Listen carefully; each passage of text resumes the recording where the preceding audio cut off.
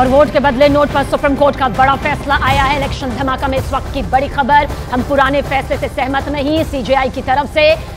देखिए ये बड़ा फैसला यहां पर सामने आया है, वोट के बदले नोट पर, यह सुप्रीम कोर्ट का बड़ा फैसला है। हम पुराने फैसले से सहमत नहीं है, यह साफ शब्दों में कहा गया है। दरअसल सुप्रीम कोर्ट ने 1998 के फैसले को यहां पर पलट दिया है। सुप्रीम कोर्ट की 7 जजों की बेंच ने यह फैसला सुनाया था, जिसे पलटा गया है कि घूसखोरी पर छूट नहीं दी जा सकती किसी भी कीमत पर। सवाल पूछता है या पैसा लेके वोट करता है राज्यसभा के चुनाव में, तो उसको कोई इम्यूनिटी प्राप्त नहीं होगी, कोई उसको अलग से प्रोटोकॉल नहीं मिलेगा, उसके खिलाफ भ्रष्टाचार का मुकदमा चलेगा।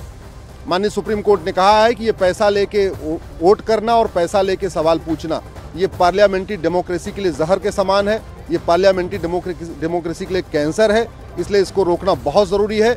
और आज स्पष्ट कर दिया है, अब किसी भी विधायक को या किसी भी सांसद को पैसा लेके पार्लियामेंट में कुछ भी करने पे कोई इम्यूनिटी नहीं होगी। उसको नॉर्मल जैसे एक क्रिमिनल के खिलाफ केस चलता है, एक भ्रष्टाचारी के खिलाफ केस चलता है, वो भ्रष्टाचारी के खिलाफ केस चलेगा। देखिए, मुझे लगता है कि जब जनता जनादेश देती है, आपको चुनती है, तो ऐसे लोग जो जनता के जनादेश का के साथ विश्वासघात करते हैं, उनको न कानूनी संरक्षण मिल सकता है, न सियासी संरक्षण मिलना चाहिए।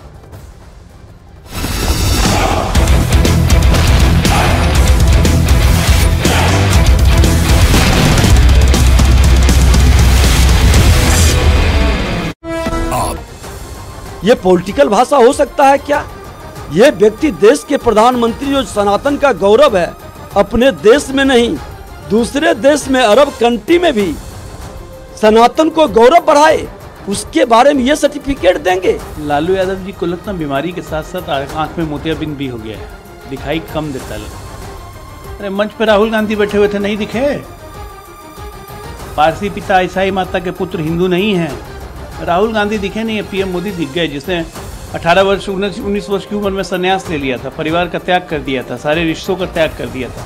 इतनी भी समझ नहीं है कि जो संन्यास ले लेता है उसके साथ किसी का तरह का कोई बंधन नहीं होता है। और हिंदू धर्म की जागृति जो नरेंद्र मोदी ने पूरे देश में किया है, वो आज तक किसी ने नहीं किया।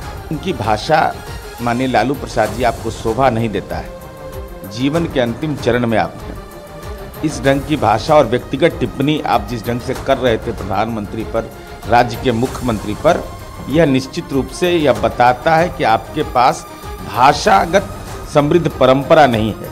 इसी के चलते राजनीति के लंपटीकरण का जो आप पर आरोप लगता रहा है, उसका आज यथार्थ बोध हुआ।